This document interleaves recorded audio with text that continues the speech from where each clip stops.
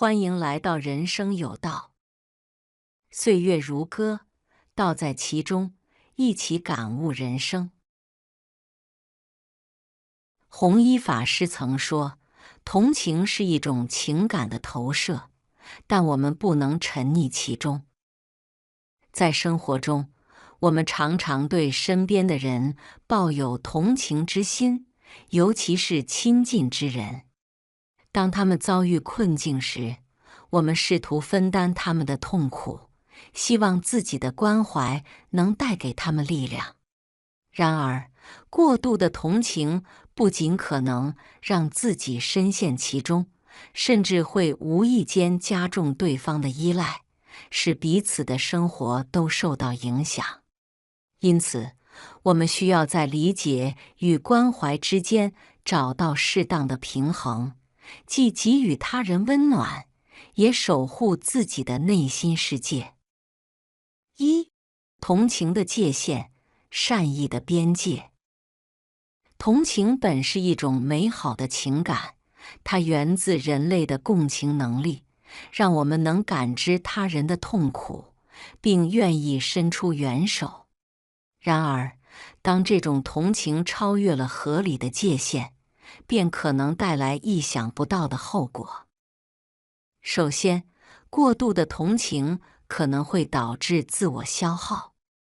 当我们一味地承担别人的痛苦，不自觉地被对方的情绪裹挟，自己的情感和生活质量都会受到影响。很多人因为过度同情而焦虑、疲惫，甚至陷入无助感。其次，过分的同情容易让被帮助者产生依赖心理。如果我们习惯性地替他人解决问题，给予他们过多的情感支持，反而可能削弱他们独自面对问题的能力。久而久之，他们可能会将自己的痛苦投射到我们身上，把我们的关心视为理所当然。因此，我们要学会设定界限，既能关怀他人，又不让自己被情绪绑架。真正的帮助是在支持他们成长，而不是替他们承担所有苦痛。理解与关怀比同情更深远的力量。哲学家海德格尔曾说，理解是一种存在的方式，而非仅仅是一种情感的反应。当面对亲友的困境时，我们应该努力去理解他们的处境，而不仅仅是停留在同情的层面。理解意味着倾听，而不是单纯的附和对方的痛苦。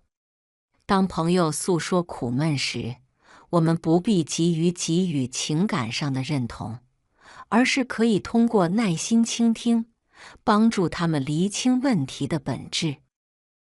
理解也意味着理性帮助，而不是盲目付出。很多时候，我们的本能反应是立即给予帮助，甚至代替他们做决定。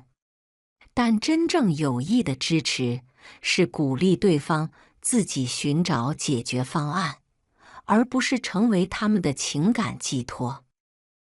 比如，当朋友遇到困难时，与其说“我很同情你”，不如说“我理解你的处境”，我们可以一起想办法。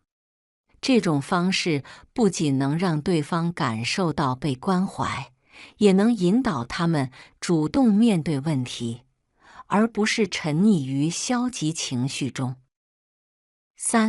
自我保护，情感与责任的平衡。在任何人际关系中，自我保护都是至关重要的。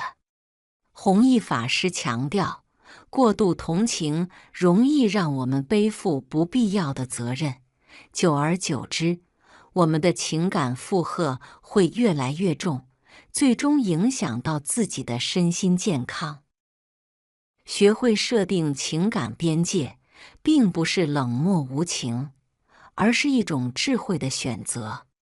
当我们感到力不从心时，可以清晰表达自己的状态，例如：我很关心你，但我目前也有一些事情需要处理，希望你能理解。这样的表达既尊重了对方的感受，也维护了自己的界限。此外，我们还需要定期审视自己的角色，问自己：我是在真正帮助对方，还是在无意间增加他们的依赖？如果发现自己正被别人的情绪所消耗，就需要及时调整，避免深陷其中。给予温暖而有界限的帮助。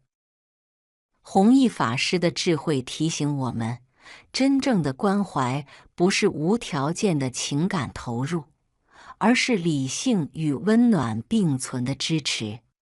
当我们学会在理解与同情之间找到平衡，就能既给予他人力量，也守护自己的内心世界。